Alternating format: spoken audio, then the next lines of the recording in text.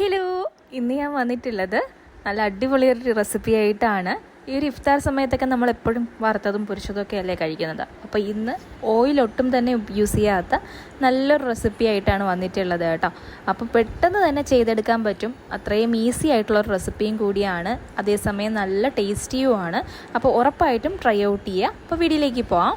അപ്പോൾ ഇതുണ്ടാക്കാനായിട്ട് ഞാനൊരു 100 gram chicken നല്ല കഴുകി വൃത്തിയാക്കി വെച്ചിട്ടുണ്ട്. അതിലേക്ക് ഒരു ഉരുളക്കിഴങ്ങ് അരിഞ്ഞതും കൂടി ചേർത്ത് കൊടുത്തിട്ടുണ്ട്. ഇതിലേക്ക് ആവശ്യത്തിനുള്ള ഉപ്പും 1/2 ടീസ്പൂൺ കുരുമുളക് പൊടി, 1 ടേബിൾ സ്പൂൺ മുളക് പൊടി, 1/4 ടീസ്പൂൺ ഗരം മസാല, 1/4 ടീസ്പൂൺ തന്നെ മഞ്ഞൾപ്പൊടിയും ചേർത്തിട്ട് ഒന്ന് കുക്ക് ചെയ്തെടുക്കണം. ഇതിലേക്ക് ഒരു 1/4 കപ്പ് വെള്ളം ഒഴിച്ച് കുക്കറിനകത്ത് വെച്ചോട്ടൊന്ന് നന്നായിട്ട് തന്നെ ഒന്ന് കുക്ക് ചെയ്തെടുക്കുക.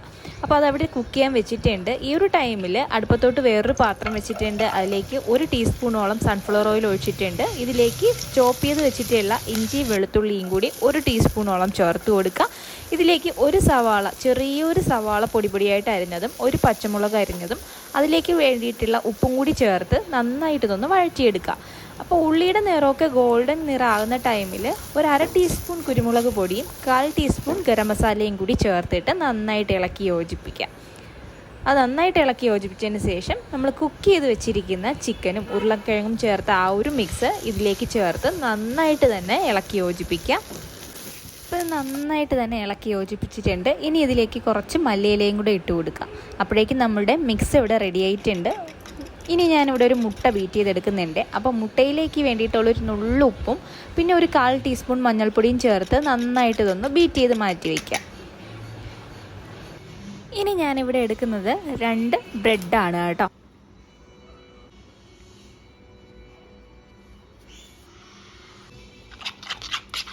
ഒരു ബ്രെഡിലേക്ക് നമ്മൾ ബീറ്റ് ചെയ്ത് മാറ്റി വെച്ച എഗ്ഗിൻ്റെ മിക്സ് ഒന്ന് ഇതുപോലെ ഒന്ന് സ്പ്രെഡ് ചെയ്ത് കൊടുക്കുവാണേ. അപ്പോൾ അത് സൈഡുകളിലാണ് കറക്റ്റായിട്ട് നമ്മൾ അങ്ങനെ സ്പ്രെഡ് ചെയ്ത് കൊടുക്കുന്നത്.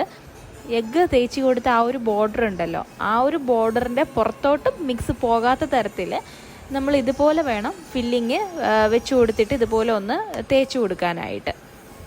അതിൻ്റെ സൈഡിലൊക്കെ ആയാൽ അതൊന്ന് ചുട്ടെടുക്കുന്ന സമയത്ത് അതിൻ്റെ ഫില്ലിംഗ് ഒക്കെ പുറത്തോട്ട് വരാനായിട്ട് ചാൻസ് ഉണ്ട്. അതുകൊണ്ട് അതിൻ്റെ സൈഡുകളിൽ ഒരുപാട് കുത്തി നിറയ്ക്കാണ്ട് ഇതുപോലെ ചെയ്തെടുക്കാനായിട്ട് നോക്കാം. അപ്പോൾ ബ്രെഡ് സ്ലൈസ് കൂടെ വെച്ചിട്ട് ഇതുപോലെ ഒന്ന് പ്രസ് ചെയ്ത് കൊടുക്കാം. ഇനി ഒരു കത്തി കൊണ്ട് ഇത് ഞാനിവിടെ ഇപ്പോൾ 4ആയിട്ടാണ് കട്ട് ചെയ്തെടുക്കുന്നത്. നിങ്ങൾക്ക് 2ആയിട്ട് വേണമെങ്കിലും കട്ട് ചെയ്തെടുക്കാവുന്നതേ ഉള്ളൂ കേട്ടോ. അപ്പോൾ 4ആയിട്ട് കട്ട് ചെയ്തെടുക്കുമ്പോൾ ഇത് കുറച്ച് വലിയ ബ്രെഡ് ആയതുകൊണ്ടാണ് ഞാൻ 4ആയിട്ട് കട്ട് ചെയ്തെടുക്കുന്നത്. ഇല്ലെങ്കിൽ 2 പോർഷനായിട്ട് കട്ട് ചെയ്തെടുക്കേണ്ട ആവശ്യം മാത്രമേ ഉള്ളൂ.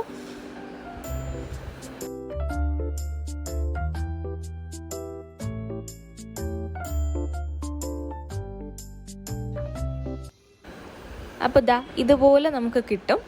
അപ്പോൾ ഇതിനെ ഇനി ഞാനൊന്ന് എഗ്ഗിലൊന്ന് മുക്കിയതിന് ശേഷം നമ്മളൊന്ന് ചുട്ടെടുക്കുകയാണ് ചെയ്യുന്നത്. അപ്പോൾ നല്ല അടിപൊളിയായിട്ട് തന്നെ നമുക്ക് ചെയ്തെടുക്കാനായിട്ട് പറ്റും.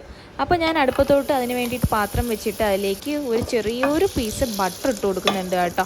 എന്നിട്ട് അതെല്ലാം ആ പാത്രത്തിലൊന്ന് സ്പ്രെഡ് ചെയ്തെടുക്കുന്നുണ്ട്. ഇനി ഓരോ ബ്രെഡ് സ്ലൈസും എടുത്തിട്ട് ഇതുപോലെ ഒന്ന് മുക്കുക.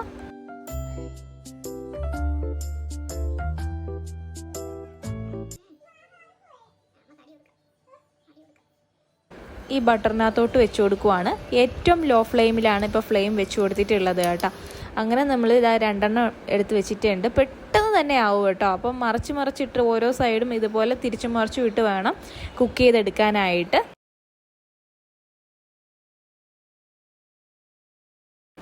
ഇതുപോലെ ഓരോ സൈഡും തിരിച്ചും മറിച്ചും വെച്ച് ഒന്ന് കുക്ക് ചെയ്തെടുക്കുക. അപ്പം നമുക്ക് പെട്ടെന്ന് ഉണ്ടാക്കിയെടുക്കാൻ പറ്റുന്ന നല്ല അടിപൊളി ഒരു സ്നാക്കിൻ്റെ റെസിപ്പിയാണ് ഇന്ന് ഞാൻ ഷെയർ ചെയ്തിട്ടുള്ളത്. അപ്പോൾ ഈ വീഡിയോ ഇഷ്ടമായിട്ടുണ്ടെങ്കിൽ സബ്സ്ക്രൈബ് ചെയ്യാത്ത ആൾക്കാർ ഒന്ന് സബ്സ്ക്രൈബ് ചെയ്ത് കൂടെയുള്ള ബെല്ലൈക്കണും കൂടി ഒന്ന് പ്രസ് ചെയ്തും സപ്പോർട്ട് ചെയ്യണം കേട്ടോ. അപ്പോൾ ഇതിവിടെ ആയിട്ടുണ്ട് കേട്ടോ. ഇനി ഇതെല്ലാം ഞാൻ ചുട്ടെടുത്ത് വേറൊരു പാത്രത്തിലോട്ട് മാറ്റുവാണ്.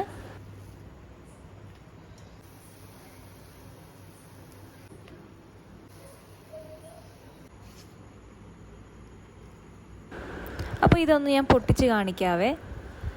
അപ്പോൾ ഇത് ചൂടോടുകൂടി തന്നെ സെർവ് ചെയ്യുക. നിങ്ങൾക്ക് ഇഷ്ടമാവുകയാണെന്നുണ്ടെങ്കിൽ ലൈക്ക് ചെയ്യാനും ഷെയർ ചെയ്യാനും മറന്നു പോകരുത്. അപ്പോൾ ഇന്നത്തേക്ക് എത്രയേ ഉള്ളൂ. ടാറ്റാ.